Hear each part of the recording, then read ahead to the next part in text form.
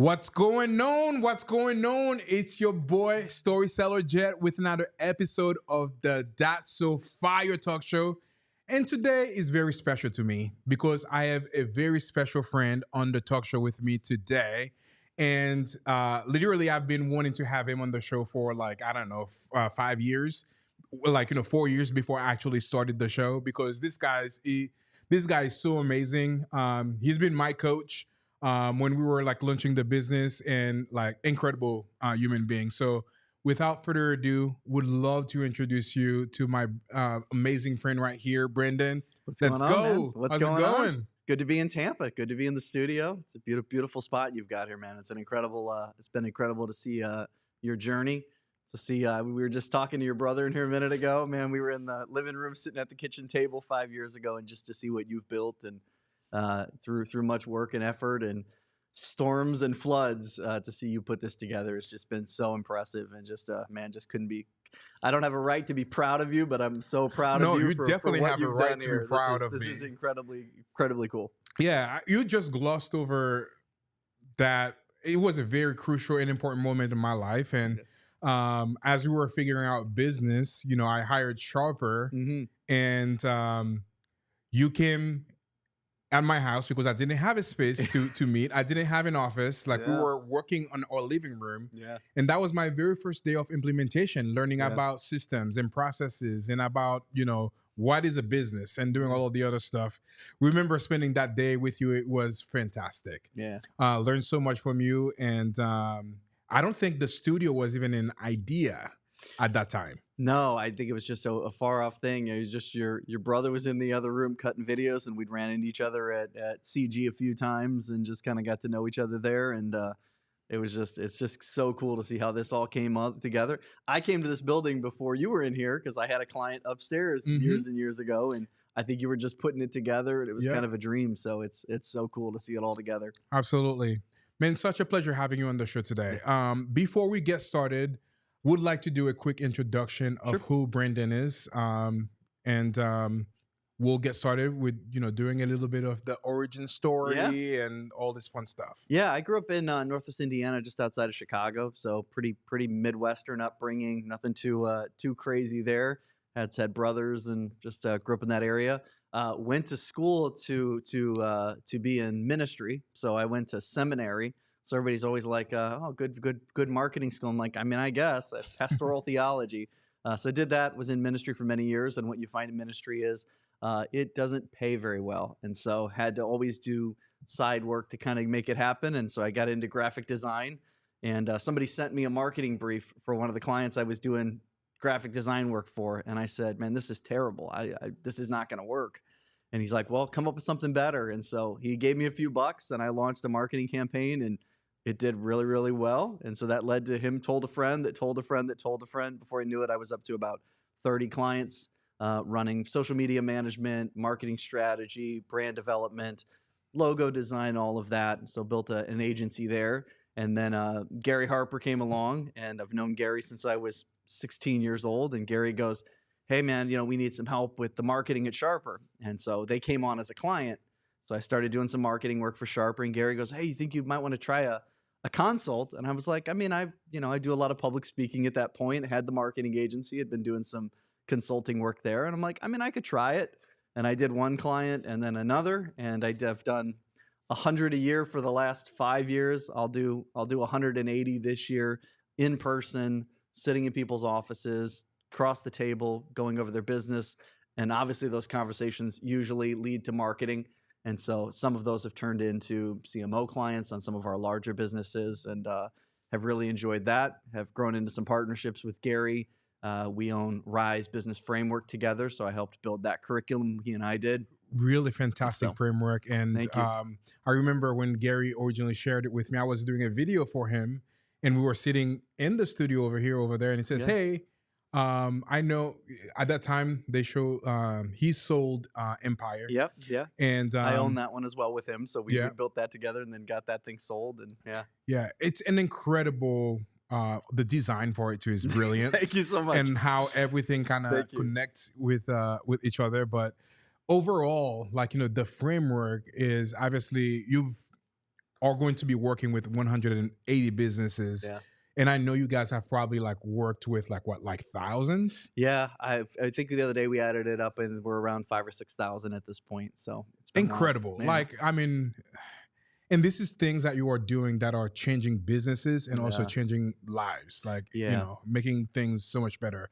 I have such a tremendous respect for Sharper and Oh, for wow. you. And you guys are like my favorite human beings. I've told that to Gary before, to you, Gary, Susan, fantastic people. Yeah, no, we've kind of taken a different path. A lot of our clients are very influential people. I was looking at my calendar for January, and I'll be with Thatch Wynn in January. I'll be Wow. with Ryan Pineda in January. I'll be with Brandon Turner in January. Wow. Highly influential people.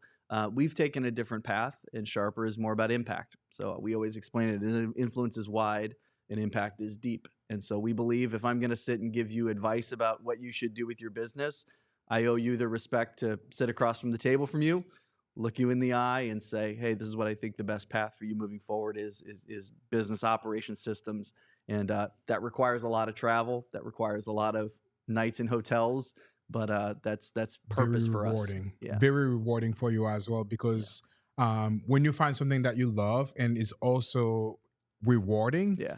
I mean, that's like there's like that, I guess, like graph out there, the ikigai, kind of all the three circles kind of overlapping. Yep.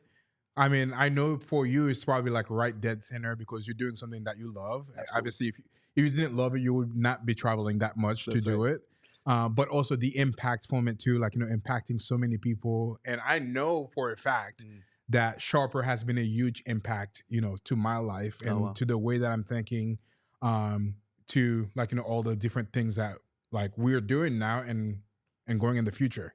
Yeah, that's really the goal we go for. I mean, most of our clients, it's a long-term relationship that we're working with them. It's not just here's some information, go figure it out. We keep adding components to it that fill the gaps of the pieces that they need, and a lot of times that turns into very long relationships. So we're proud of that. Absolutely.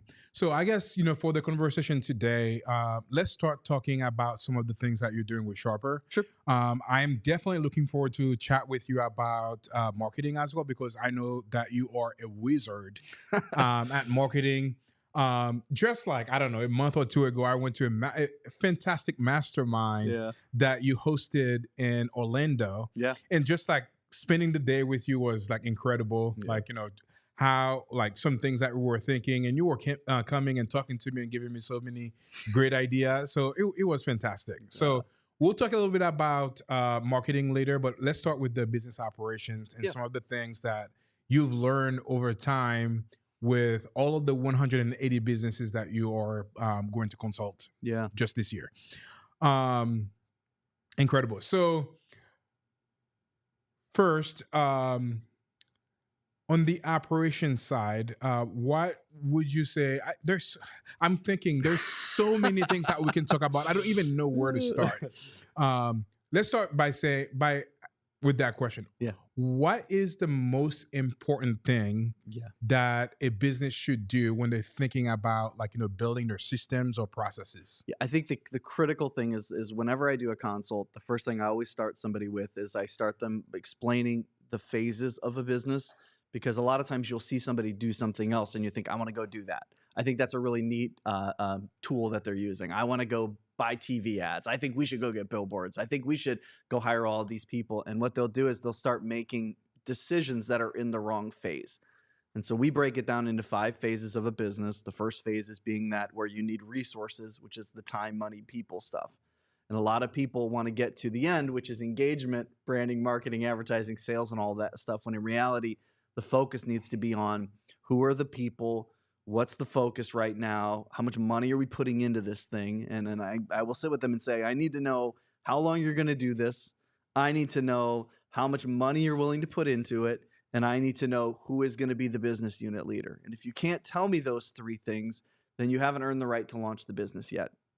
If you tell me those, and I hold you as a coach accountable to them, when we come back in 6 months and the clock's up and you've burned through your $100,000 and the business unit leaders bailed on you, You got to be willing to, what I affectionately refer to as, you got to be willing to old yeller the business. Meaning, if you've seen the old American classic movie Old Yeller, they take the sick dog out back and they shoot the dog, which is how I think about businesses. It's very visceral and it's very hard to do. But there's many, many times in my life where I've had to take a business that I thought was a really great idea and be willing to take it and say, you know what? The market didn't want it. It was the wrong time. Sunset the business, put it on the shelf, and come back to it later. So I think it's get the phase right. Then you figure out where you're supposed to go as a company. Yeah, I guess the next question for you then, because you're talking about the phases, we can go deeper in each of them in just a minute. Yeah. But can you share with me what are the top 5?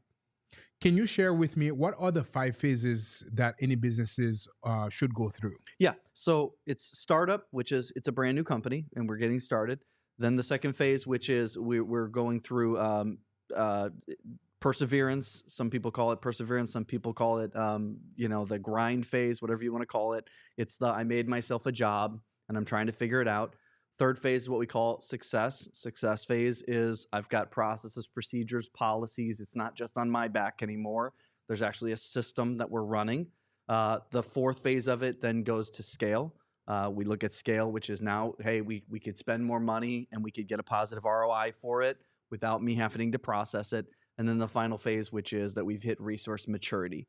And resource maturity meaning that all of the other 4 phases are working like they're supposed to.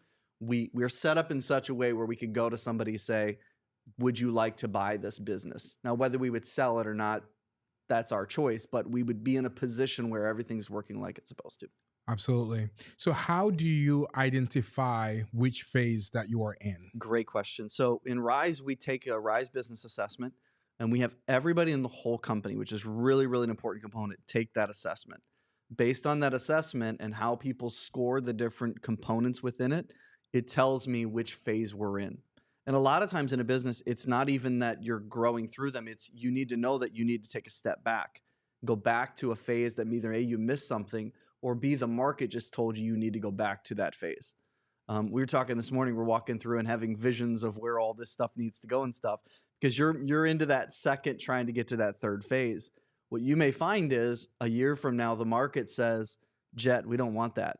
And you might have to look and say, I need to move back to startup phase and retool this whole thing to make it make sense for the next phase of where we're going as a company. So, yeah, I mean, absolutely. Yeah. Because like when I talked to you guys, where I think it was like 3 or 4 years ago, maybe 4 years ago, I was right at the phase where I needed to figure out systems and processes. And that's basically why, I brought you guys in to help me with that. But with all the evolutions of kind of, what the markets want, right. like I had to think about the studio. And then what did that do? That Right. brought me back to startup phase Right. again. So I feel like there's a stigma out there that a lot of people, they don't want to kind of, take a step back and like even identify themselves Yeah. as startups. Yeah. But, it's I mean, in business, they call it the innovator's dilemma, which is, man, this thing is working like it's supposed to right now, but the market may be telling you it's time to start thinking about what's going to happen next. I mean, everything's changing at such a breakneck pace right now that if you're not keeping on the pulse of the market and what you're doing right now and what phase you're in, if you're in that fourth phase of business and you're stepping on the gas in marketing, you might just be completely wasting your money if you didn't get the other components right. What usually happens in most businesses is business leaders are great at phase 1. They're great startups. They're great founders. The phase 2 part of it, they're still pretty good. They can inspire people. They can get people to rally around a cause, no problem. And then what they'll do is they'll try to jump straight to phase 4 and they'll try to scale it up. And they'll skip phase 3, which is the most important one, which is process, procedures, policies. We have all the pieces in place. And I've seen it happen hundreds of times where he was a great salesperson. He could get a lot of people excited about what he was doing, pretty great marketer, so they could get a lot of leads to come in. But there was that missing component where, not to take it to a branding conversation, but they would have a great brand. They just couldn't fulfill the promise. And so they'd make a promise that we're going to give you this, but they couldn't fulfill the promise because the systems weren't there to take it in. Yeah. I'm going to jump ship a little bit, asking, probably one of the questions that a lot of people might be wondering about. when do you know it's time to take that business in the back of the house to, I don't know what's the term that you used it to, should that business. It truly is as granular and as disciplined as I just talked about. And this isn't just to business, this is to projects. This is to a new thing I think I want to go launch. I mean, we were looking at a space a moment ago for you. My questions to you would be like, hey, Jet, how long are you going to run this thing for? And you might tell me, I got to sign it. We did this at Sharper. I got to sign a 2-year lease. Okay, great. It's 2 years then. And then you're going to say, and I would be willing to put $100,000 of my own money, of my owner money, not the revenue from another business, but actual equity that I have, and I'm going to put it in. And the business unit leader is going to be my brother over there, and he's going to spend 20 hours a week making sure that this business works like it's supposed to. And we're going to make those core investments, and having the discipline to say in 6 months, I'm not going to keep throwing money at this thing. It's a leaky bucket. Or we're right on the edge. We're about to break through, and I'm going to go ahead and double down on it, versus just it being where it's my business partner, Gary, uses the analogy all the time of the banyan trees, which they're the sucker trees. They leech onto others and they just suck all the life right out of them. That's what most businesses happen is we start all these different things and one's just sucking off the other one and they're all killing each other. And we look up one day and all the trees are dead. Yeah. And we're like, what just happened? And what happened was they didn't silo these things. I mean, in Sharper, we have multiple businesses in Sharper that have their own P&Ls, that have their own owner's documents, that have their own LLCs, that if they die, they die. And if they live, they live. And if they can't survive, they can't survive. And you have to be that disciplined about it. You can't get romantic about it, because a lot of times the owner will be the last one to let it go. Even the ones where you're like, I believe in it. I was just reading a book about Larry Ellison with Oracle. And Larry Ellison, like, it was dark. Like it was dark, but there were still very clear timelines he had in his mind of like, I'm going to get to this and I've got this coming. So you got to have those disciplines. Yeah. You're so knowledgeable about a lot of things. And I think that probably is attributed to you reading. So I would like to talk about that in a little bit. So do not let me skip that. And you have a lot of beautiful anecdotes of things about KFC, things about Chick-fil-A and all of these things. Yeah. So I would love to chat about that in a little bit too. But going back to the 5 stages of business, what is the number one thing that would ensure a business to be successful, in your opinion? I think it's revenue first and foremost is the king of all. So if you can't generate revenue, then the rest of it doesn't matter. So that's why you have to take the mindset in that very first phase of the business that it's just about generating revenue. I mean, I've started new ventures recently, and when I start those ventures, I don't have really pretty stoplight reports. I don't have really pretty pro formas built out yet. There's not a process ownership chart. It's how much money can I stack today, right now? And it's very inefficient. It's very messy, but that's okay. I don't need it to be perfect at the beginning. And I think a lot of times people will get where either one, not to get into predictive index too much, but if their PI is more bent towards somebody who likes a lot of processes and procedures and they like a lot of rules and structure, they'll build these beautiful cars and never put any gas in them.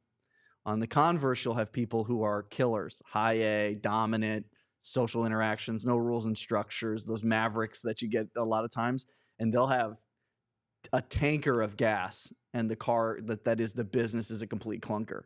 In the beginning, it's okay if the car is a little bit of a clunker. We have to have revenue. And I think that's the mistake that gets made a lot, which is we don't prefer revenue. And we got to start there. I mean, I've sat in consoles before where it's kind of like you'll walk in and they'll be like, hey, we hired you to rescue us. And I'm like, you got to make money. You got to generate revenue. If you can't generate revenue, there's really no reason to build anything else.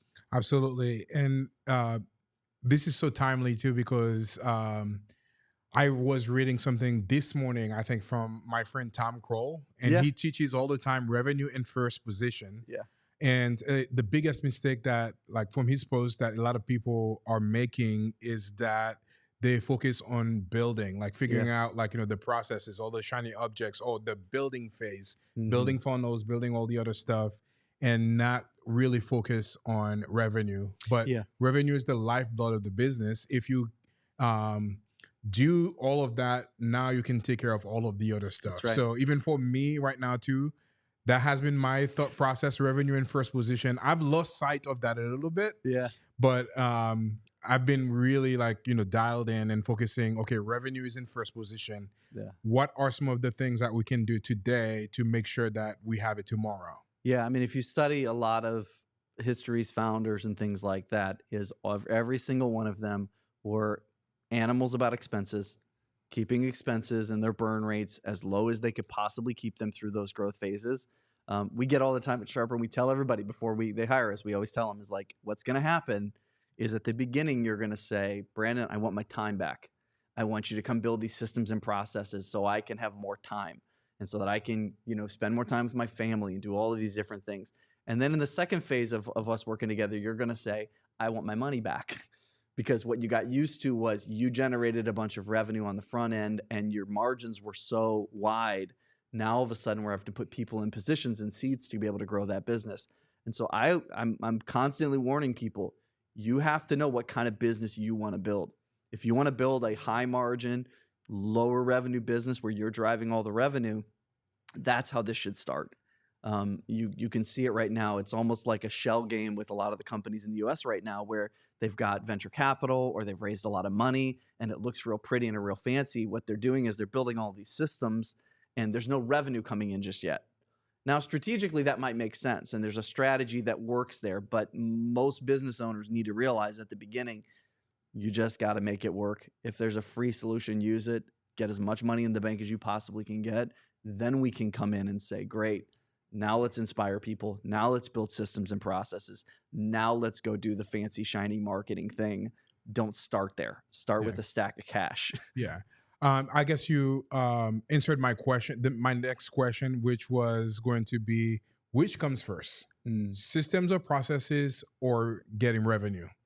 Yeah, it's revenue, but it's not necessarily revenue that it will look like. And I always warn people about this. I mean, you mentioned a couple times, but like you see the great businesses that grow, like a Kentucky Fried Chicken or somebody like that.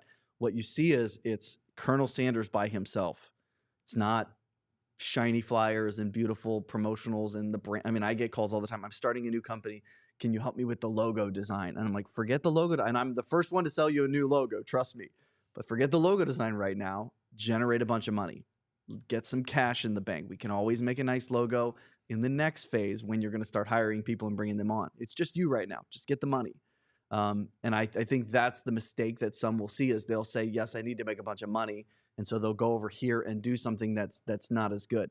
I would be much more inclined to tell somebody, why don't you build your personal brand?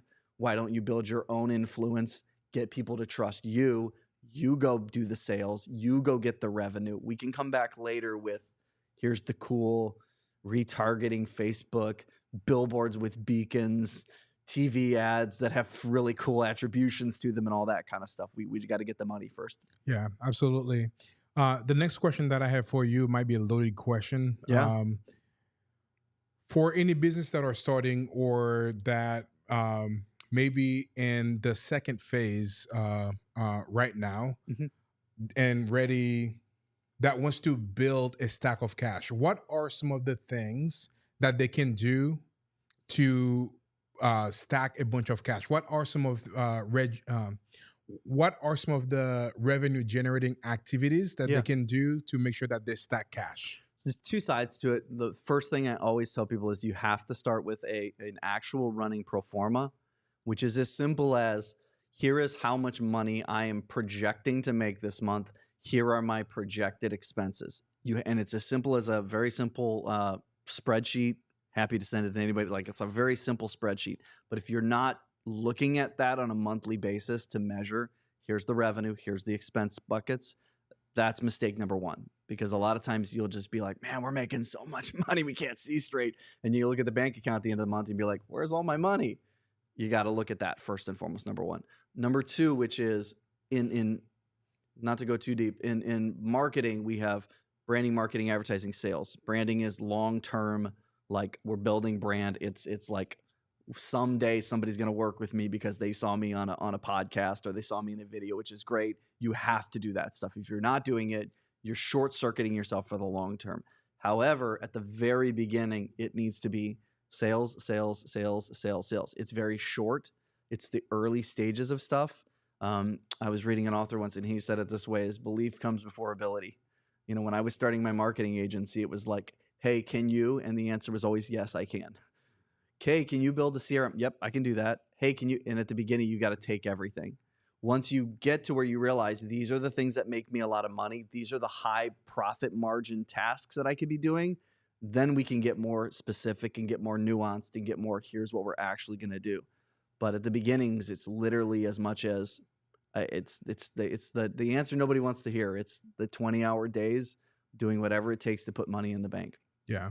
So when do you know it's time to transition from taking every single thing that you need to do to stack cash to transitioning to focusing on that main one thing? Yeah, I think it was a great quote I heard years ago what the guy said, which is you don't focus on things, you don't tell people what you're great at, you let them tell you what you're great at. When you start hearing from people, that is the thing that brought me the most value. That's when I'm doubling down. Like for me, I started off in on my agency side doing social media management. We were pretty good at it. We could give somebody a really nice social media account. We could schedule their posts and help them with that. We were good at it. We were okay at it. We did some video back in the day, and we were okay at it. We were all right at it. I would have people say, "Hey, thank you for all those extra services. We love all that stuff, but can we just get you to help us on the strategy side?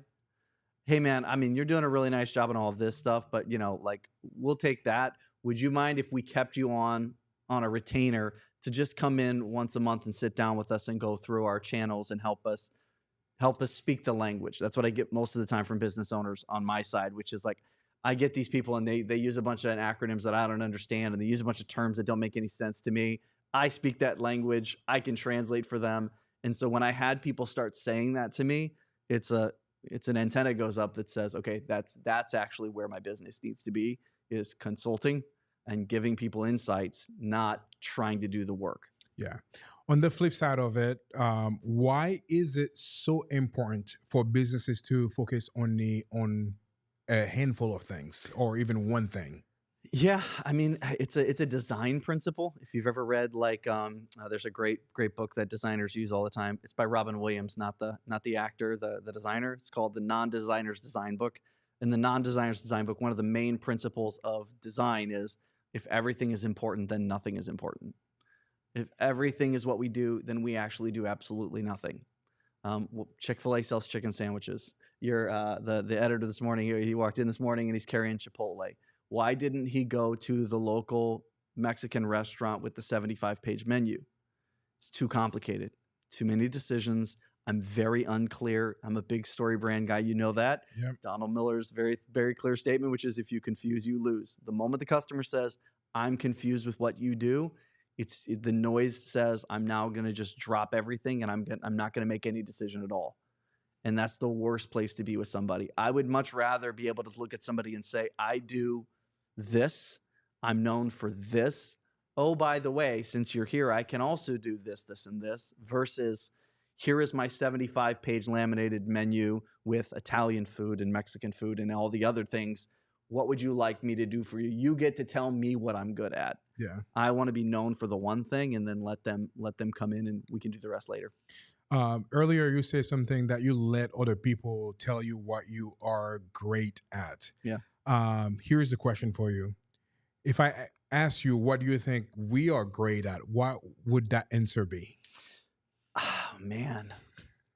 I mean, the quality, I mean, again, we've talked about this before. What you've built on the quality side would be the thing I would hammer home with people. I would let them know that, like, you can most certainly go on, B&H and buy a bunch of camera equipment and set it up. You can most certainly hire the kid in your town who's trying to get his social media video company started.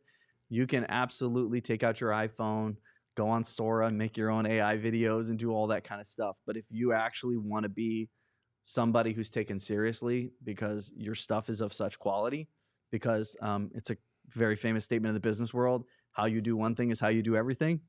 If you want to be known as a quality, whatever it is, fill in the blank, real estate investor, landscaper, whatever, that's our customer. If you want to be known as the Walmart of your industry, no doubt, have the local kids shoot the videos. If you want to be known as the Tiffany's of your industry, you should probably get behind I don't know, this thing seems like it's 145-foot long LED wall. You should probably come to a studio and take that seriously, because we know that's how you're going to be taken if you do that content that way. I appreciate that. Appreciate it. This is also might become a whole it's therapy. I'm therapy good for session. It, man. Hey, that's what I'm right down here. for. So, I'm down for it. And I mean, there's no better person. I can't to help ask myself. that with. I'm sorry. This is what I do all day, so they're all going to turn into coaching sessions. I love it. Absolutely love it. So now going back to systems and processes. Yeah. Why is it so crucial for people to invest in systems and processes for their businesses? Great question. We use this statement all the time, which is don't just let go. You don't let go until you're confident you're not going to lose control. Okay, so if I said today, hey, Jed, I'm going to come work for you, and I'm gonna take over the roles you're doing so that you can sit in the owner's box. Okay, I would have to shadow you. How long has it taken you to learn what you learned today?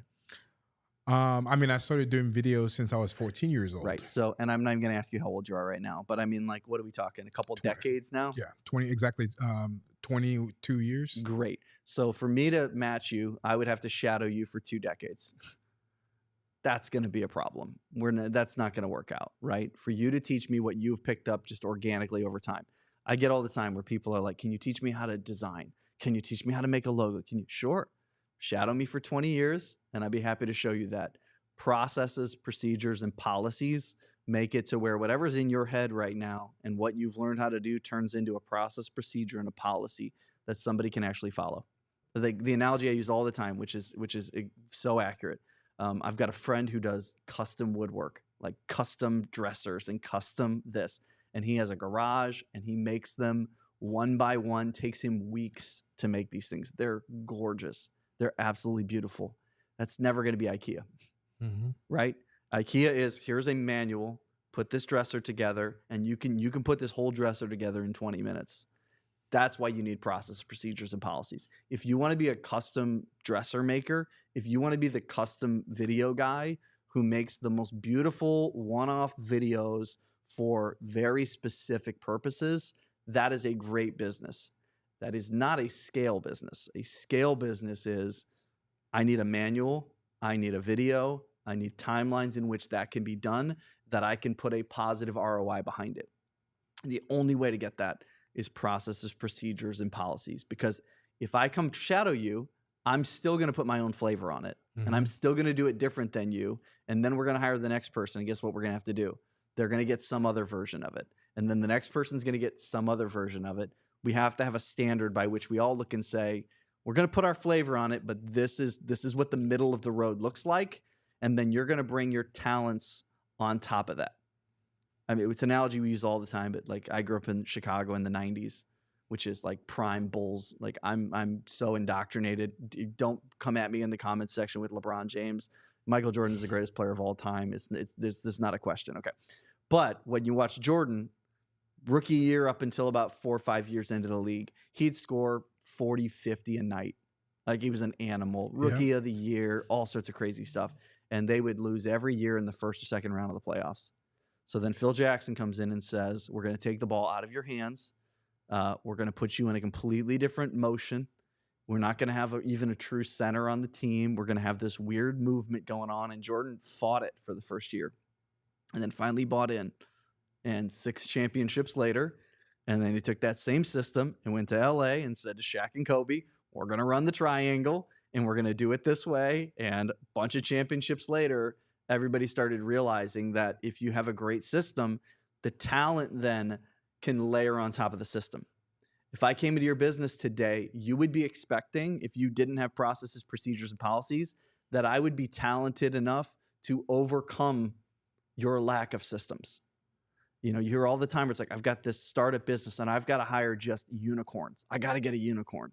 The reason you need a unicorn is because he's going to have to come figure the whole thing out. And if you don't have some kind of a system and process, A, you're always going to have to overpay for unicorns in roles that shouldn't require unicorns.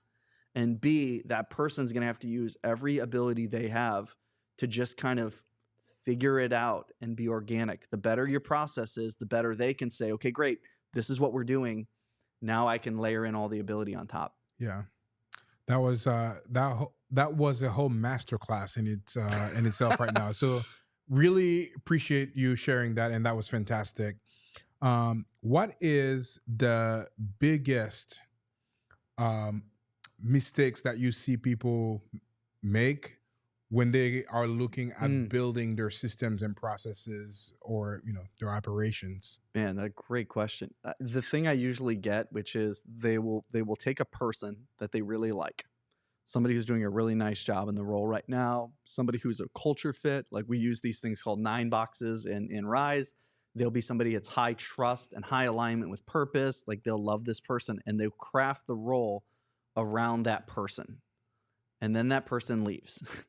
And now I have this kind of role that I've made up for somebody that is not in good alignment with the business. And rather than stopping at that moment and saying, okay, we have an opportunity here, let's reorganize the business around what actually should be taking place, not around Joe as an animal and he could figure it out. I see that a lot. And especially right now, there seems to be a lot of movement. And I think it's just the job markets. There's a lot of people moving from place to place and people moving. And it's an opportunity for a lot of businesses that I'm trying to help them take, which is, hey, he was great. He did a great job. We would never want somebody else to come in and run the role that way, though. We would want them to follow it a little bit more like this. And I think that's a really good opportunity right now. It's a mistake that gets made, which is, oh man, we got to go find this crazy person and get them to be both the marketing director and the finance director and get them to be the salesperson and be the ops person. Like, yeah, he did that. You would never build the business that way. And in reality, what most of the time they find is the reason that person's leaving is because they were modifying their behavior so much to try to do that role that it literally stressed them out. Mm-hmm. And so what are we going to do? Well, we'll just put somebody else in there. We'll stress them out for a couple of years, and then we'll be back to zero again. Yeah, so. Absolutely. So you've consulted with over 180 businesses this year. Yeah, I've got 180 consulting days. So some of our clients I do quarterly meetings for. So I have clients where I go back every quarter and work with them. But by the end of this year, I'll have done 180 in person, and that's everywhere from I'm here in Tampa today. I was in South Florida yesterday. I fly to DC tonight to be in Maryland tomorrow. Next week, I go to Baltimore. I'm sorry, not Baltimore, Boston, then Phoenix, and then Berkeley, California. And then I go home, and then I get on a plane. I fly to Dublin, Ireland. So wow, that's my life. That's incredible. And also, I've recently noticed that you've been doing more international stuff too, which is fantastic. We've got some cool clients. We got some in Ireland. I got some in Colombia. We've got a few folks in Canada. Been doing a lot of folks with folks in Israel lately. So we've got some of those clients. We've been to Poland. You name it. We got one recently. He was in the lower 48 when we did it, but he's from Hawaii. So I told him, I was like, I'll take that consult next time. So let's get that booked out there. That's awesome. What is the biggest thing that you've learned from consulting with that many businesses, 180 businesses? I think it's a Charlie Munger quote, and so I'll use that one. That it's physically impossible to overpay the right people. And I think while as much as we talk about, we've got to have these incredible systems and these incredible processes and these incredible things, many operating systems have talked about those things for years. You can study Scaling Up, you can study EOS, you can study Advantage by Lencioni, you can study the Rockefeller habits. They all tell you have to have clearly defined processes. Where a lot of them fall short, and what we've really filled in the gaps with Rise is having an objective way to say, this is the right person to be doing the right seat. And I find right now the quality of the people is far more valuable than the quantity of the people.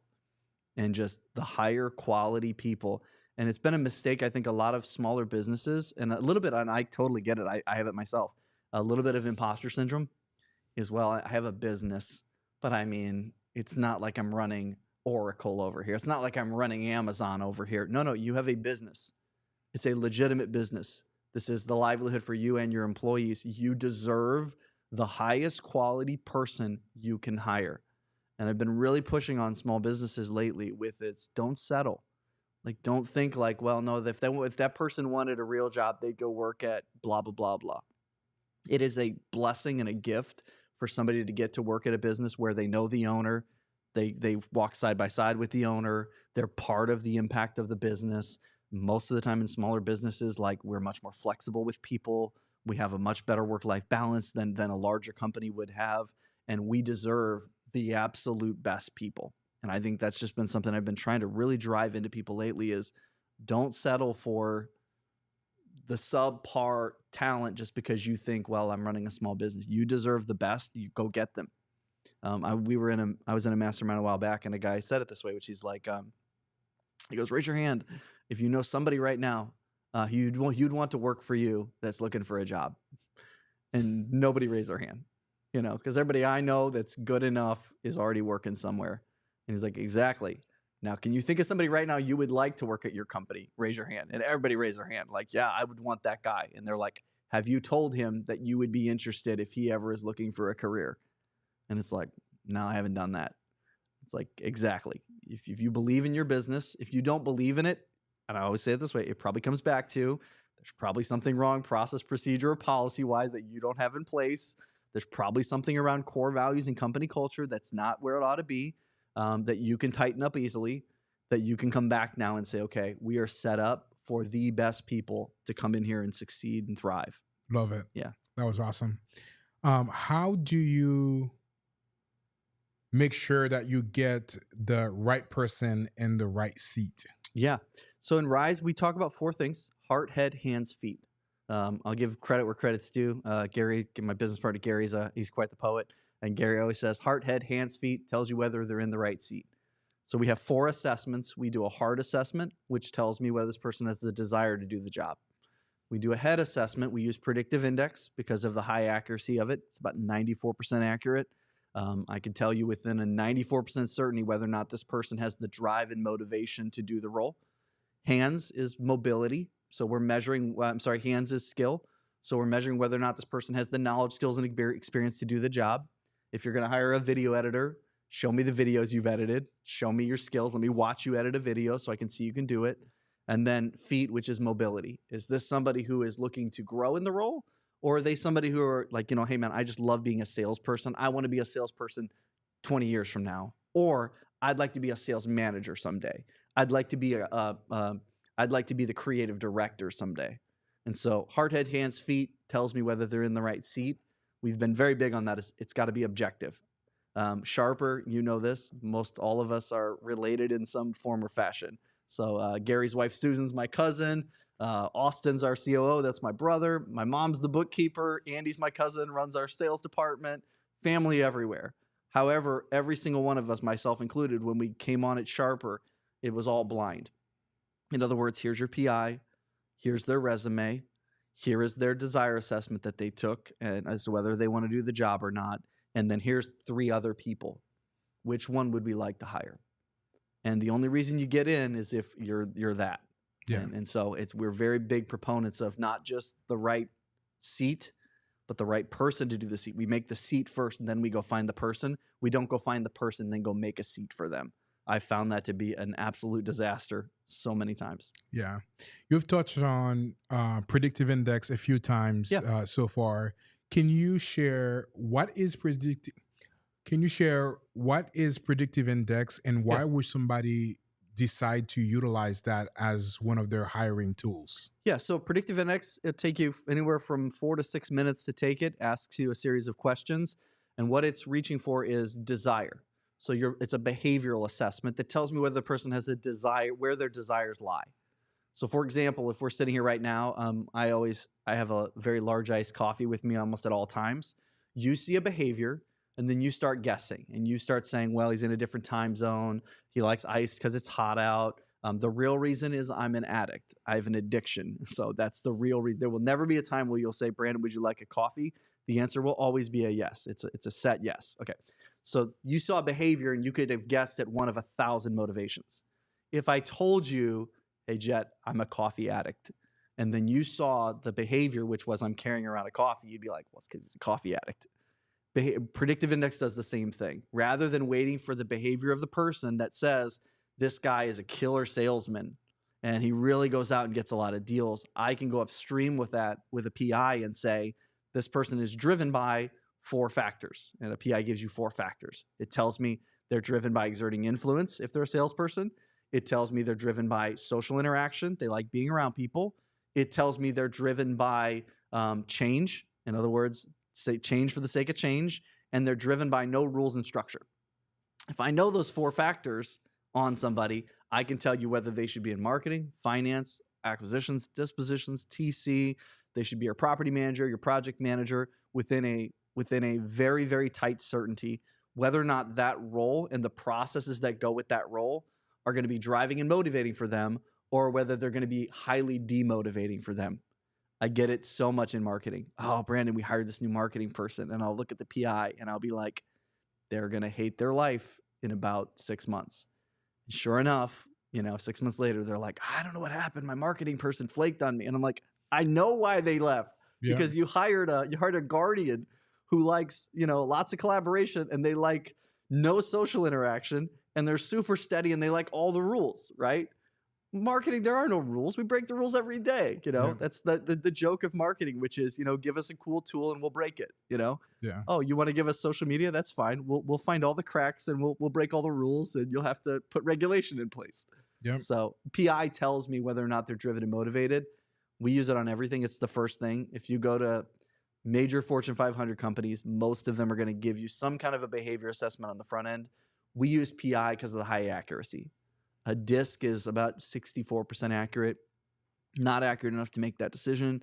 Colby assessments are great, but predictive index is highly, highly accurate. And with Sharper, because we work with so many people in similar industries, we can very quickly tell you, hey, you're going to put a team together. Here are the profiles you should be hiring for, versus you having to cycle through. It just allows me to hire with a rifle instead of a shotgun, right? Yeah, absolutely. I don't want to hire 10 people and get one of them to work out. I want to hire 2. I want to hire 3 and get 2 of them to work out. Yeah, absolutely. What is the biggest mistakes that you see people make when it comes to hiring? I think it's the due diligence of it, number one. And I think the second part of it, which is they put so much stock in the interview and they put so much stock in the resume. We're seeing this right now. I live in Iowa. There's a very famous story in Iowa right now of the supervisor of the Des Moines Public Schools completely lied on his resume. Had all sorts of things on there that had never happened. And you get that so much. There's so much just candidly blatant fraud on people's resumes, number one. Number two, back to PI. Salespeople interview incredibly well. They're great. Marketing people, even better. I did an interview for a client recently where I sat in the interview for them hiring a marketing person. Slick slide decks, great presentation, well-spoken, all of those different things. And they got done and the guy was like, I think we should hire her. I mean, that was incredible. And I'm looking and thinking, yeah, I bet it was incredible. Look at the PI. She's a great presenter. You go to hire a finance person, they interview terrible. You want to sit in a bad interview, sit in an interview with an HR director, right? Like they're not going to interview well. And I think that's the mistake that gets made a lot, which is we don't put stock in the PI, the knowledge, skills, and experience that we can actually validate. We don't put enough stock in the desire of the person. We don't put enough stock in where they want to grow and be mobile in the business. We don't do good core values assessments. We just sit with them and think, well, I'm an excellent judge of character. And in reality, maybe you are. Maybe you're just very susceptible to being sold by somebody who wants a job. Yeah. So. Yeah. Awesome. You've been in a lot of offices this year. Yeah. What is the number one thing that you see that is not working as well that is common across of all of those businesses? I mean, I think it's very. I mean, this is going to sound super, super trendy right now to say. I think that the interest around AI is right. The application of it is very, very distracting right now for a lot of people. So I think there's a lot of stuff where they see all these really cool tools coming out, but it's so early and nobody wants to be late. They want to be the innovator. They want to be so on top of it that a lot of time they're spending a lot of extra energy and effort trying to get these tools to work properly, and not focusing on revenue generating activities as much. And so I live on the bleeding edge of AI. Like, I love it. I use it every day. I have 1,000 tools. At our team for brand design in my marketing company, I just tell them, like, hey, if it's new and it's a subscription, just sign up for it. Let's go play with it. Like, let's have fun. So I get all of that. I'm just very leery about people trying to be so early to it that they end up wasting a lot of time or wasting a lot of energy or wasting a lot of effort doing stuff that is probably not even going to be around 6 months from now. I'm very much on the let's use what's actually functional today and let's dabble with the other stuff within limited confines. Let's not go build full AI stacks and try to implement them into our business when we have no idea what a year from now this is all going to look different anyway. Yeah, absolutely. It's been such an incredible conversation around operations. So I think there's so much that we can discuss as it relates to operations, systems, and processes. But I think it's time to move now to the branding and marketing side of things. But before we transition, I would like to ask you this question. What would be the $1 million advice that you would give to anybody watching this as it relates to operation? The $1 million advice that I would give somebody as it relates to operations. Track, look at your numbers, look at metrics, make adjustments based on actual empirical data. UPS, their tracking or their analytics department, there's a sign on the wall in there that says, there's a bunch of different businesses have different versions of this, but UPS says, "In God we trust, everything else we measure." So my dad was a package car driver for UPS. He's like, they used to send people along on the trucks and they would count how many steps the driver would take from the truck to the door because they would see inefficiencies there. Now, I'm not telling you to get that granular, but if you don't have an ongoing measurable stoplight report for your business where you look every week and say we are on target or off target, you can catch lightning in a bottle. ESPN could call Jet today and say, "Hey, Jet, we want you to become the official videographer for the Tampa Bay Buccaneers," and your whole world can change. I can't track towards that, though. What I can track towards, though, is if you made X number of business development connections this week and you converted 20% of those into business, then guess what? We may wake up a year from now and say, we're at $1 million. And I think that's the mistake most businesses is they don't plan. So there's no quarterly planning. That leads to monthly profits, that leads to weekly performance, that leads to daily processes. And it's not sexy and it's not fun and it's not something where it's like going to be this lightning in the bottle moment, but it's that work. Everybody looks at these giant companies and says, "Boy, man, I want to be NVIDIA. I want to be Apple. I want to be whatever." Great. Look at the full floors of people they have running analytics and running data and telling you exactly what we have to do today to win and what has to be done tomorrow. That's the stuff that doesn't look as fun, but it's the stuff, if you have a board of directors and you're sitting with them, that's what they actually want to see. They want to see, what are you doing to grow this business? Yeah. You've mentioned that twice and I know what it is, but for the people that are watching that, I think that would be a really great ad for them. Yeah. So the question for you is, what is a stoplight report and why is it so important to incorporate a stoplight report in your business? Yeah. So you're more of a mountain person or a beach person? I would say mountain because I've actually been talking to my wife. I was like, man, maybe we're going to move to the mountains. Maybe would you move to the mountains? Even though we live like 5 minutes away from the beach. Not really 5 minutes, but. So you're up in a mountain somewhere and I hand you a sheet of paper and it's got 10 numbers on it. You got to decide whether you're going to go home right now because the business is on fire, and not in the good way, not in the that's so fire way. That's so fire, baby. Not that way. but in the bad way, like, or you could stay up in the mountains for another couple days with your family and it wouldn't matter. That's a stoplight report. It's those 10 numbers, all performance indicators. It would never be, we're going to make X number of phone calls. It would be, how many new contracts did you sign this week? It would be in marketing. It would be, how many leads came in this week? It would be, what does it cost us to generate a lead right now? It would be on the acquisition side. How many sales calls did you have this week, Jet? Great. How many of those sales calls converted to a contract? Awesome. What's your average contract right now? How much are you making on your average contract? Great. Let's go to the next phase on the operations side of the business. And we would look and say, how many videos a day is your team cutting? How many videos are they able to get through in a given day? Awesome. What's your average reach and impressions on Facebook and Instagram right now? Great. Those are performance indicators. We could go to finance and we could say, awesome. How much money are we bringing in every day? Great. What's our burn rate? How much does it cost us? How much does this cost every single day? And if we have those numbers and then we create the targets and we say every week, if we're off this target, we need to at least know it. If we're off for a second week, we need to realize that something weird's going on. And if we're off for a third week, everybody stops what they're doing and we go figure out how to fix it, right?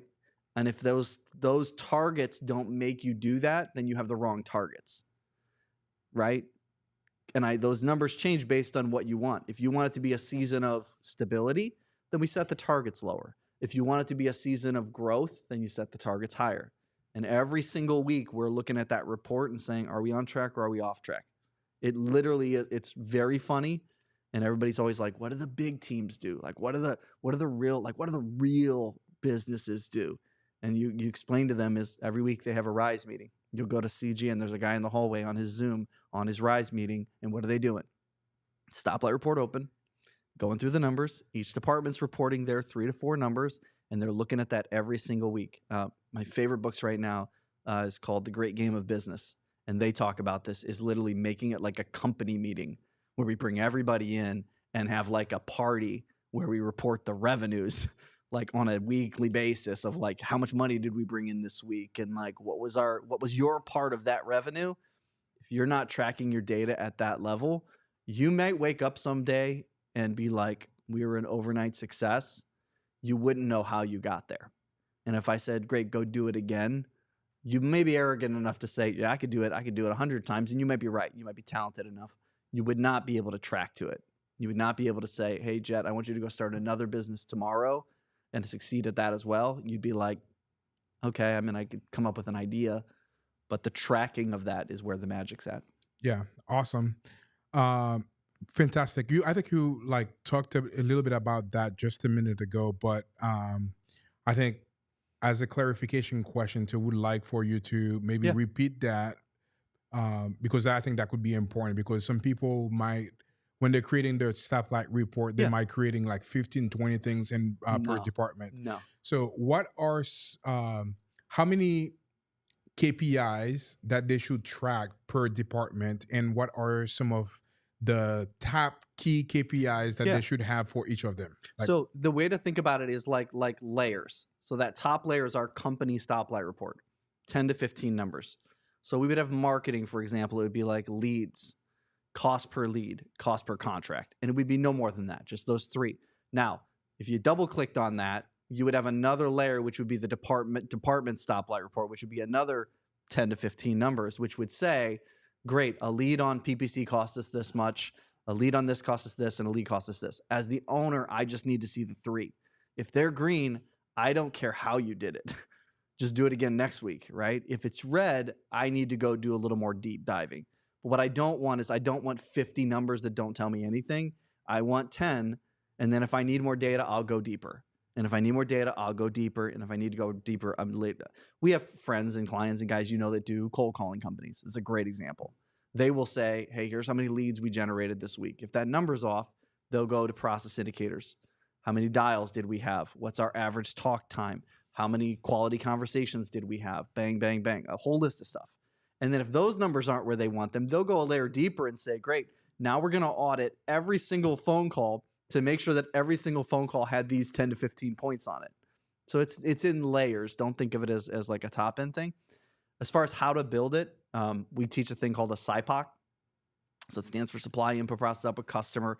If I build my SIPOC, which shows me at the beginning where the raw materials came from, in business usually it's marketing, and then the end, which is where I make my money, finance, and I take those numbers, there's a measurable here, here, here, and here in that SIPOC that show me that the pipeline is flowing. So if I take a SIPOC and I turn it sideways, there's my stoplight report.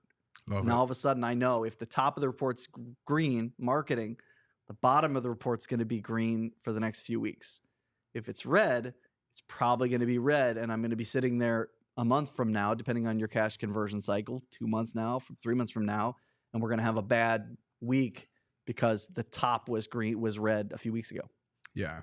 A lot of people, they focus on profit indicators, but you guys have several different indicators that you follow. Can you share a little bit about those different types of indicators and why they're important for you to know in your business? Yeah. So 4 layers of KPIs.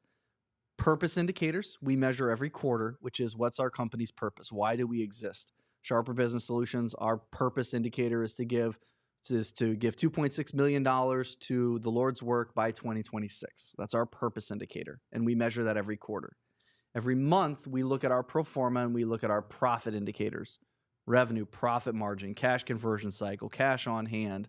What's our average profit per client right now? That's monthly. Weekly, we look at our stoplight report, which tells us our performance indicators, all the outcomes, lag indicators, if that's more your verbiage. And then every day, we measure process indicators, which is what do we have to do to see that performance happen. And that way, we know if the performance is off, we're going to go to the process indicators. And we know at that point, either we have a process problem, this is a bad process, we should not be doing this, or we have a people problem, they're not following the process, right? So you have to have all 4 layers: daily process, weekly performance, monthly profit, quarterly purpose. If you're just looking at one, you're either catching it too late or you're measuring like so granularly that you're not going to see the forest for the trees. So you got to have all of it working together. Awesome. So, I mean, I think we should probably just shut the live stream right now and start a new podcast about marketing or something. Yeah, but let's roll into it. This has been fantastic, and I hope the people watching this will learn a thing or two. And I think we're gonna have some fantastic, short content from that. But let's transition to marketing. Yeah. My favorite. Your favorite. Tell me a little bit about your business, brand design. Yeah. How did you get it started, and what are some of the things that you work on with people from brand design? So brand design started as a design firm. Essentially, I was doing graphic design work, and that turned into a bunch of other stuff. And I ended up doing consulting on, I helped launch an all-natural skincare line, did product design for that. I won Best New Product of the Year at New York Now at one moment. And so we did a lot of that type of work. What it's evolved into today is when I started doing consulting work with Sharper, I would go to clients' offices and they would be spending an incredible amount of money on their marketing budgets. And it's not the industries we're in, a lot of them aren't marketing first. They're very sales first. Mm-hmm. And so they would think they had a sales problem, and I would realize you don't have a sales problem, you have a marketing problem. And so I would talk to these guys who had very large budgets, and I would say, hey, look, you need to hire a marketing director. And they'd be like, I don't know what to do with that. I would put them in there. I wouldn't know what to tell them to do. And I said, okay, I'll come in and help a little bit and serve as kind of a fractional CMO to help get them up to speed. If you're going to grow more and it makes sense for me to stay around longer and help you grow the business, great. If you just need to get them off the ground and get them going, I'll do that as well. And so for some of the larger businesses, I serve as a fractional CMO. I go in there once a month, tighten up all their marketing, help their team. Dylan, who works for me, Dylan meets with them every other week to go over metrics and KPIs to make sure they're on track. And for those spending anywhere from $100,000 to $200,000 a month, based on industry, that's really much more where we sit on brand design. That's awesome.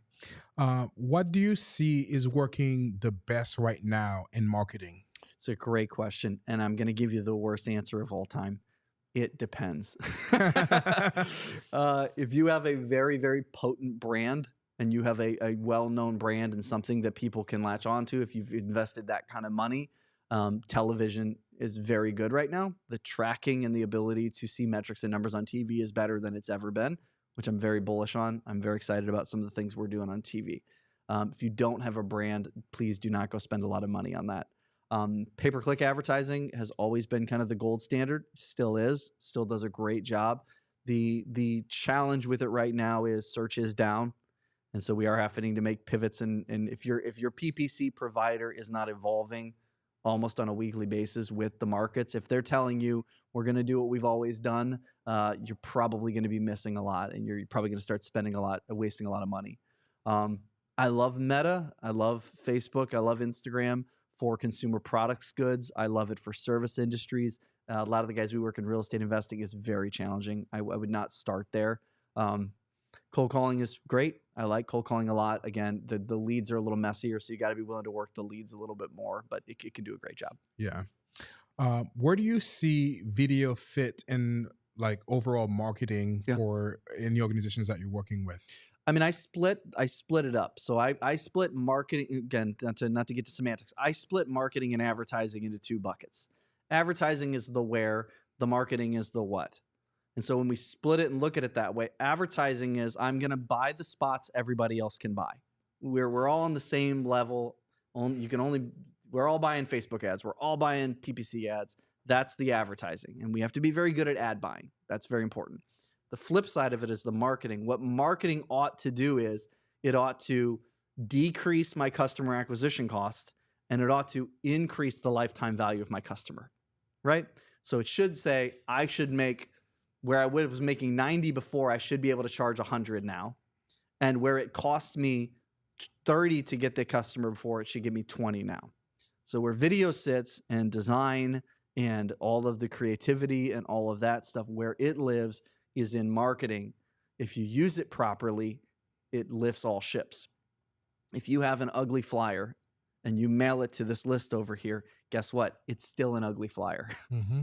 If I have a slick, nice looking piece that speaks to the person, that the messaging is right and it talks to their problem in their moment right now, and I mail it to this data, it will outperform. If I post a video, and this is where it gets real granular, right? If I post a video and it's high quality and I continuously post high quality content, and I am known for somebody that puts out high quality content, over time, it will outperform. If you go chasing after every trend out there, those things will work for a moment, but long term, you should look and say, what do the A players do? What does Gary Vee do? What does Grant Cardone do? What are the high? And if you look at them, guess what? It's high quality video content. It's really expensive cameras. It's, almost not paying, but taking on speaking engagements to put yourself in a place of authority. All of that kind of stuff that sometimes we think, well, I'm going to do it a little bit cheaper. It's probably not the case. You need to think about the quality. Yeah. What are your thoughts between organic marketing versus paid marketing? It depends on industry. The real estate investing space, I mean, Facebook, Meta paid needs to be thought of and constituted as a direct response marketing channel. In other words, the metrics for it are going to be around how many leads came in and how much money did I spend. Organic marketing, I'm not going to hold it to that standard at all, and I shouldn't. I'm going to be looking for reach, impression, efficiency scores, and we're building something for the future. Actually, it's really funny. I was sitting in your parking lot having a conversation with an investor and a marketing company this morning, and we're sitting out there talking about exactly this thing, which is organic is like planting, and then paid is like harvesting. And so you're planting seeds over here. Therefore, all of the metrics are going to look a lot more like process indicators. They're not going to look like performance indicators. And so I think the mistake that gets made is, I need leads. Okay, fine. Then you probably don't need to be thinking about organic marketing, because they're going to hold Jetro to a standard of, Jetro, I gave you X amount of dollars and I didn't get any leads. That wasn't the goal. The goal was to get you to the place where you don't spend so much to acquire a customer. And the goal was to get to where when you go on the appointment, they're willing to sell you the house for $2,000 less than they'd be willing to sell it to somebody else, because they know, like, and trust you, right? The perfect example is if I had a realtor and there are two houses for sale next to each other. The one had a sign out front that said Jetro sells houses, and the other one had a sign out front that said Magnolia by Chip and Joanna Gaines. And they were the exact same house. Which one is selling faster and for more money? I think Jet probably would buy the Magnolia. Jet would buy the Magnolia house. Yeah, Jet would not even buy his own house. He Right. probably would buy. So what's going on? What's going on is they've already invested the money, so they don't need to spend as much money on customer acquisition cost. All they need to do is put the sign out front, Yeah. right? And on the bottom end, you'd pay a lot more for it. I say this to people a lot. I want people calling you to sell you a house. I don't want somebody calling me to sell a house. I want them calling to sell you a house, right? One of my clients is in Pennsylvania. We don't want them calling to sell a house. We want them to call to sell Eric a house, right? Yeah. That's a very different place to sit. And the only way that works is if you've put the money, effort, energy, time into building a personal brand that somebody sees the sign and says, as soon as I think about selling a house, that's the name that comes to mind. That's my next question for you. Why is it so important to build a personal brand? Well, it's a decision. I mean, I helped a guy years ago. We built a very, very potent personal brand. We spent about $750,000 pouring into it. And he asked me, he's like, am I throwing my money away? And I said, maybe. And the answer was like, if you're talented enough to pull it off, the sky is the limit. He sold a company and I mean, made a fortune off of it because he was talented enough to pull it off. He was really good on camera. I was with Thatch. I'll be with Thatch Win in a few weeks. Thatch is incredible. He's a beast. Great guy, amazing human being. He is awesome on camera. If you've ever seen Thatch, it's the breaking news. That's Thatch. You know, he's all energy all the time. Incredibly talented. It made sense for Thatch. I've seen other people on video and I thought, you might be wasting your money a little bit. Yeah. And my answer is just like, you don't know until you try, and you don't know what's going to resonate with people. There's people I see where they're going to bomb on social media and they'll blow up. I mean, the market wants what the market wants. If you see it as a channel, I think you're foolish for not trying it. And I always warn people ahead of time, which is to remember, this is also a legacy play. And every time I help somebody build personal brand, I always sit with them first and I say, look, are you okay with your wife, your children, your family, your legacy to be known for what you're going to do here? Because that's what's going to happen. Yeah. Right? Your kids are going to watch these videos 50 years, your grandchildren. What I wouldn't give to watch a video of my grandfather. Right? And if I had videos of my grandfather, I'd be watching them almost every day. Yeah. Well, guess what? My kids will watch this video. My grandkids will watch this podcast. And if I'm not okay with that, and if that's not what I want, then I need to think about that ahead of time. Yeah. Not wake up someday and I talk to the guys where they're like, man, I'm so tired. I don't want to do, I'm tired. I don't want to be noticed in the grocery store. I don't want people seeing me because they saw me in all the television commercials. I don't want to be the guy who sells houses. You need to think about that before you get into it, not after. Yeah. Yeah. 100%. And also it affects, what's happening right now too. Yeah.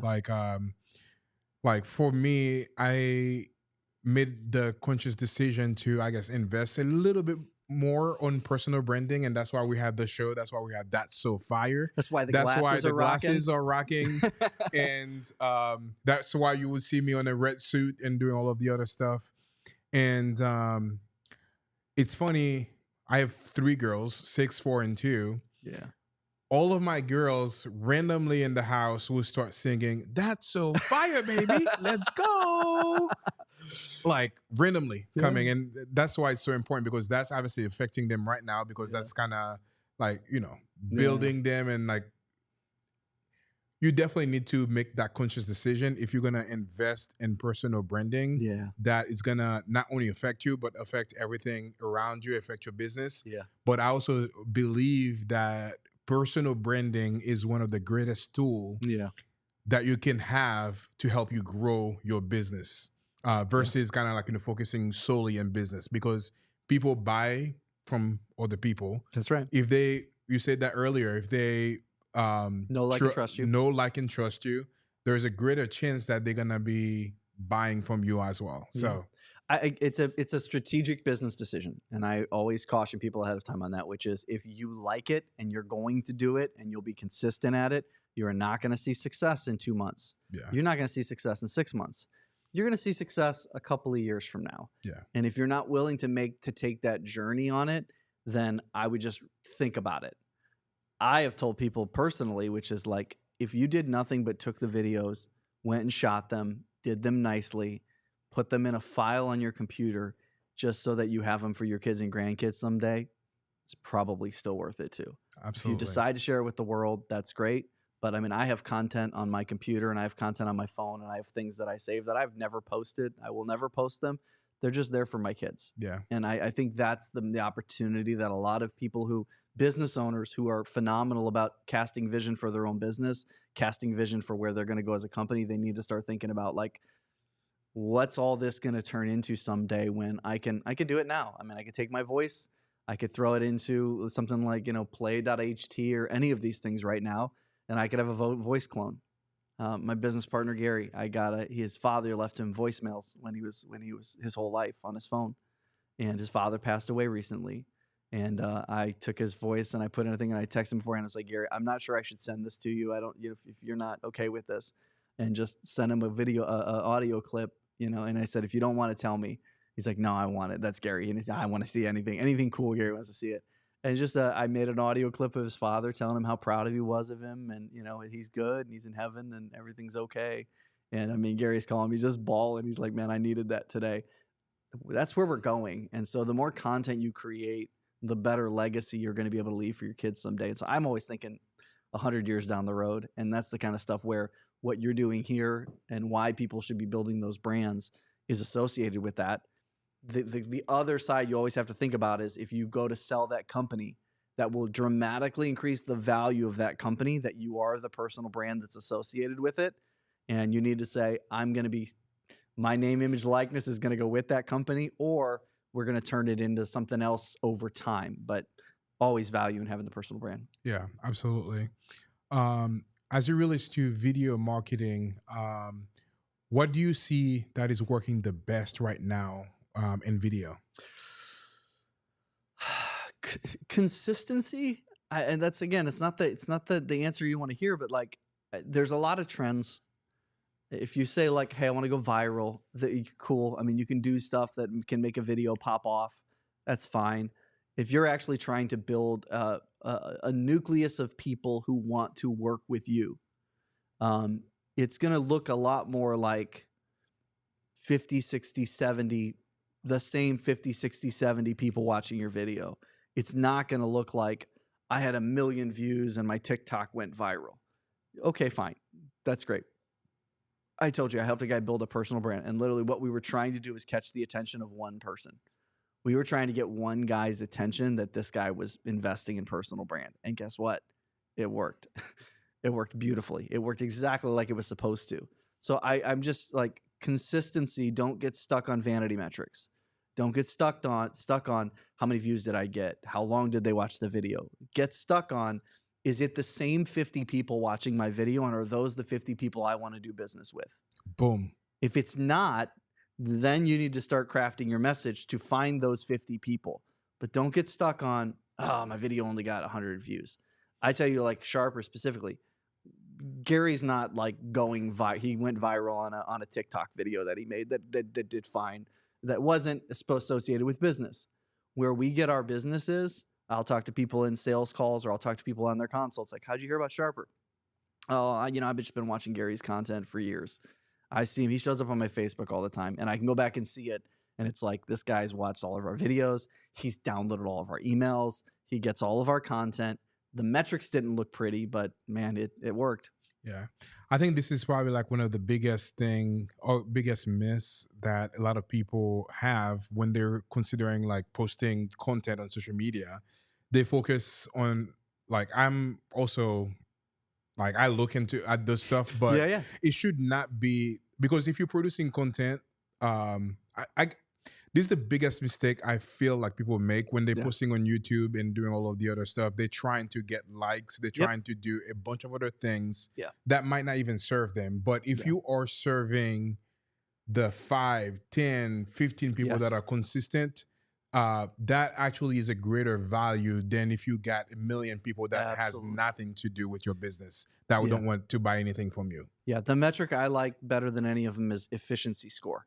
So it's take your likes, your comments, and your shares on a given post. So any action somebody took, divide it by the reach. So how many people saw it, not the impressions, the reach. Likes, comments, shares divided by reach. If it's around 10%, you're doing pretty great. If you're getting like 1-2% efficiency scores, okay, you need to work on your messaging. If it's resonating with people enough to where they're liking it, commenting on it, or sharing it, if you get 50 people and 5 of them like, comment, or share on it, you're doing okay. You're going to be all right, and you just need to stay at it. We're making this a big, and we're doing this at Sharper. We're going to be much more emphasized this year on who are the 50 people that we don't work with today that we want to work with. And we are literally going to be sending, and I'm sorry if you're not one of the 50 people, we're going to be sending out like pretty substantial gifts to the 50 people we want to work with. Because quite frankly, we don't have time to work with 50,000 people. That's Rise. We'll build the operating systems over there and we'll certify coaches and do all of that. But as Sharper, we want to start working with these are the 50 people that aren't with Sharper right now, that they're making a mistake, and we're going to help them rectify that mistake. Yeah. That's how we're starting to think about marketing, is much more targeted. I love it. What is the biggest marketing advice that you would give to anybody? I think that's it to me, is you got to get somebody's attention no matter how you do it. It's my favorite story. I tell it. You've heard it probably 100 times, so I'm sorry. But my favorite story, there was a consultant I talked to once, and he would send out a sword in a wooden box, and it cost him $1,000 to send out the sword in a wooden box. His clients were worth about $100,000 each, so their lifetime value was about $100,000. He would send him a sword in a wooden box, and it would have a handwritten note on top that would say, "I'd love to go to war with you," with a cell phone number. That's it. His closing rate, you ready for this? 1-to-1. Wow. He never sent one that he didn't close, right? Because he'd go on LinkedIn and he'd say, "This is my guy. I'm going to spend $1,000 to get his attention," because who's not opening that box? Absolutely. Right? Who's not saying, "Remember the guy with the sword?" When I owned my marketing agency, somebody sent me a glass whiteboard about the size of that screen, and it said on it, just had my logo, and it said, "We sent you this because it's about you. It's not about us. We'd love to have a conversation." Got on a sales call. I probably spent $50,000 with that company. That glass whiteboard cost them a couple $100, right? It worked. So I'm much more right now about, yes, go wide, get a lot of content out, try to get a biggest audience as you possibly can. But if you're actually trying to generate revenue, go deep with people. In the real estate space, I'll give away my favorite trick right now. If you're going on sales appointments, you should take with you a stack of moving boxes with your logo and your phone number on them, right? Cost you, I did them the other day for somebody. They were like $5 a box, cheap. So you're like $20 in for this whole thing. And you go on the appointment and you get done. And before you're leaving, you say, "Oh, by the way, hey, maybe you're not going to sell us the house, but we know you're going to be moving soon. We want to leave you a gift," because we would never show up at somebody's house without bringing a gift. So we're going to give you this gift. Well, guess what's happening?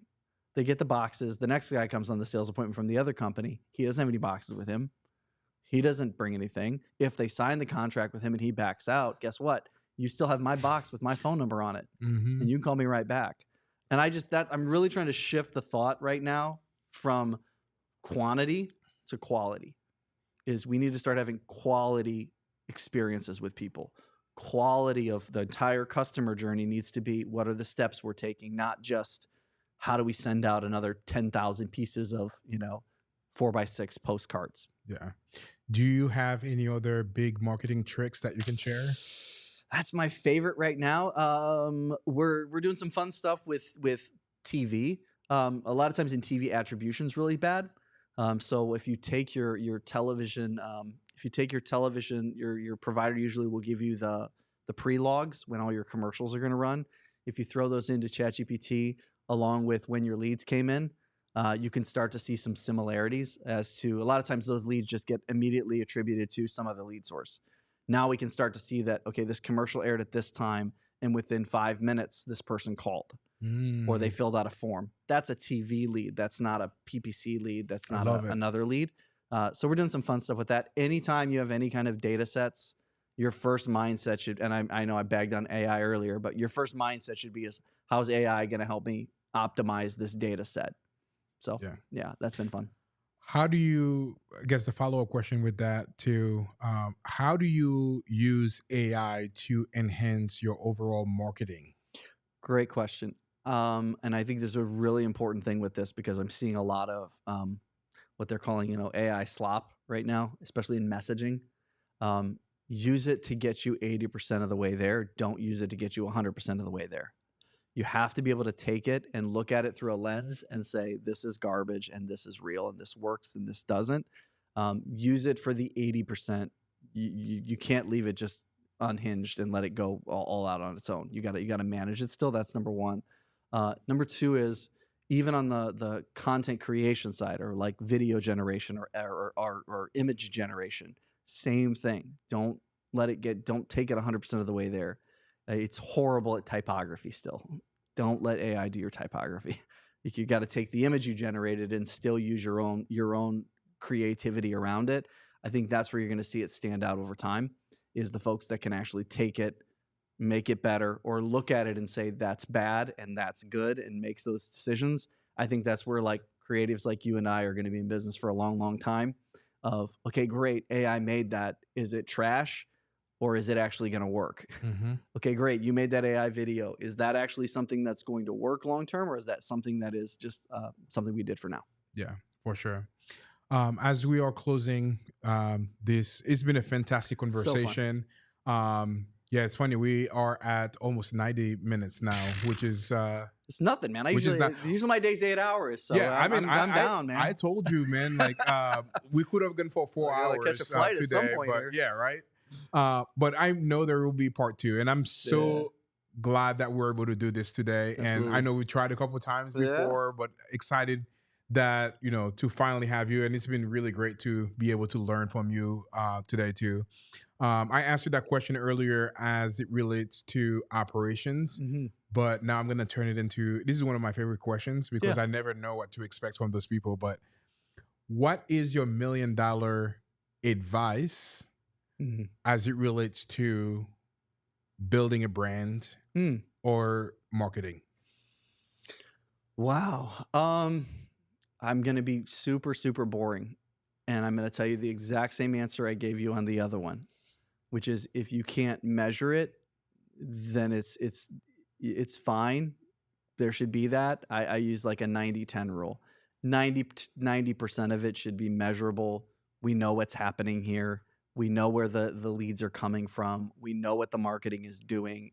Even if it's branding work, I can see measurables that tell me it's working.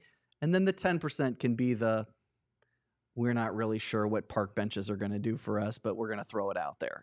We're going to try. And I did one recently. We're going to buy the signage at the community center and see what happens. I have no metrics or data to tell you that's going to work. The bigger you get as a business, the more that number can shift. So it can become 80-20, 70-30, 60-40. It can get more as you grow as a business, but especially at the beginnings, don't put out a lot of money that you can't tie back, not to lead generation necessarily, or even to revenue, but you can't tie it to measurables and metrics of growth. Like we talked about earlier, these 50 people are seeing my video. These are the 50 people I want to be working with. These are the people I'm going to follow up with. Here's the metrics that say how it's working. Yeah. Where do you see the future of marketing? I think it comes to, I think it's going to be like every other industry, is that those who are good at it, the top are going to go up, and the rest are going to get wiped out. I think if you're great at it, they will over index for people who are great at it, and I think the rest will be a little bit replaceable, which I think is a good thing. I think it's like every other industry, where it's, as technology takes out things that, I design stuff that, like, when I was doing, I'm too old for this, but like, stuff you used to do when you were a kid, like an AI can make all that now in 10 seconds. It's the stuff that the AI can't do yet. And the ability to take all of the information around you, all of the market data, all of the customer experience data, and synthesize that and say, great, here's the 10 things AI kicked out. That's the one. I think that's what's going to be the value in the future. Yeah. What are you most excited about, or what is one project that you're working on right now that this one is is going so to easy. be? This one is so easy for me. So I have 3 daughters. My wife and I have been married we're coming up on 22 years on December 20th. Wow. I have a 19-year-old, I have a 15-year-old, and I have a 2.5-year-old. So, By the way, before you go yeah. deep on that, shout out to your oldest daughter. That's where I'm going. That's where you're going? That's where Okay, I'm going. okay, This I'm is my not- favorite okay. project right now. This is my favorite project right now. Okay, So my 19-year-old, when she was 17, we owned boutiques when we lived in the Chicagoland area. We owned some stores there. And so my 19-year-old was always like, I want to own a store of my own. So we moved recently. When we moved, she found these tiny shops. And so I made her go get a borrower, an investor. I didn't give her any money. She got her investor. She started the business. She paid off her investor in the first 6 months and made a 21% profit margin last year, which in Wow. retail doesn't happen. Super proud of that. She just signed the lease. I'm allowed to say it now. So as of yesterday, she just signed the lease on her second location, which is another tiny shop up the road from us. Wow, that's And, incredible. yeah. So my wife is texting me today. She's like, we need coffee bag designs. So I got to design coffee bags or something like that. That's my favorite project right now. Yeah, So, super proud. she's amazing. You know, got a chance to meet her Yeah. and all the things that she was working. She was part of my cohort group, Yeah. and I mean, 19 years old and Yeah, crushing it. super That's proud. incredible. Yeah, we're Yeah. super proud of her. My 15-year-old is super into Star Wars, and I went to Comic-Con with her. That was a lot of fun.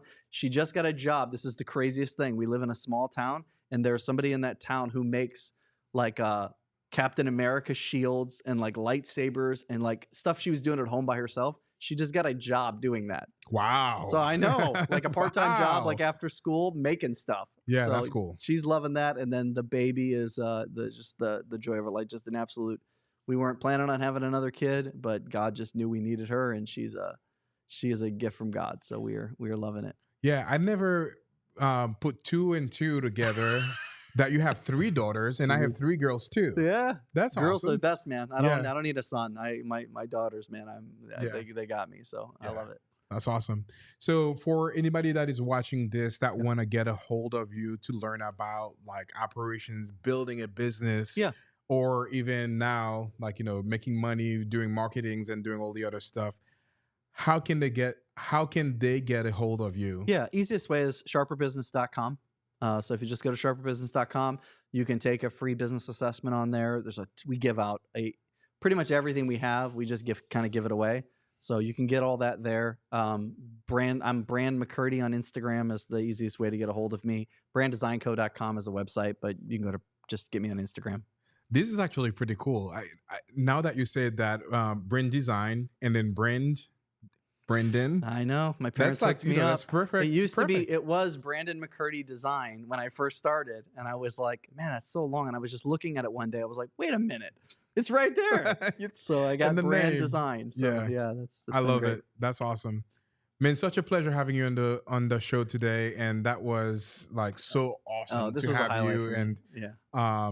I'm so glad that, you know, you were able to come over and Yeah. we chatted for like an hour, over 90 minutes, Yeah. and providing such great information. And I mean, I can't stress enough again how exciting it is to see you do this. And I know it's I've seen you work so hard for so many years and just labor to make all this work. And so just I know that doesn't every day is hard and every day is difficult as you grow these businesses, and it doesn't seem to get simpler. But man, I just can't say how proud I am of what you've built and the stuff you're doing and the way you're impacting people's lives. I see your content. I sent a family your way a while back to shoot some TV commercials. absolutely, And that man, was they called me up fantastic. and they were like, man, thank you so much for connecting us. He was perfect and everything was amazing. So not to give you a commercial, but if you're shooting content, this is the spot to do it, man. We've done some stuff in this space, and the quality of what you're doing here is just unbelievable. And I immensely appreciate that. And obviously, I think we just finished Clear Sale too, which was nice. which is another one. Keep sending them over always, man. I I'll do appreciate it. it. Yeah. I tell them they want the best. This is the place to be. So Yeah. this is great. Thanks for being on the show, Absolutely, man. Appreciate you. Appreciate Let's you. go. There you have it.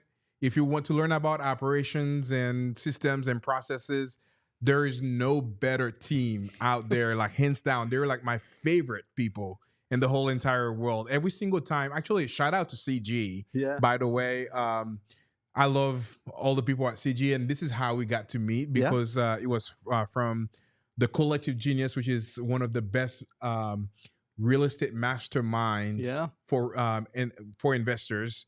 Every single time I see you guys at CG, Gary, Susan, you, the whole team over there, it's always such a pleasure and always makes me so happy to see you guys too. So if you're looking to for somebody to help you take your business to the next level, there is no one else to reach out to other than Sharper. And Brandon obviously is genius in marketing. So reach out. There you have it. Let's go, baby. It's fire.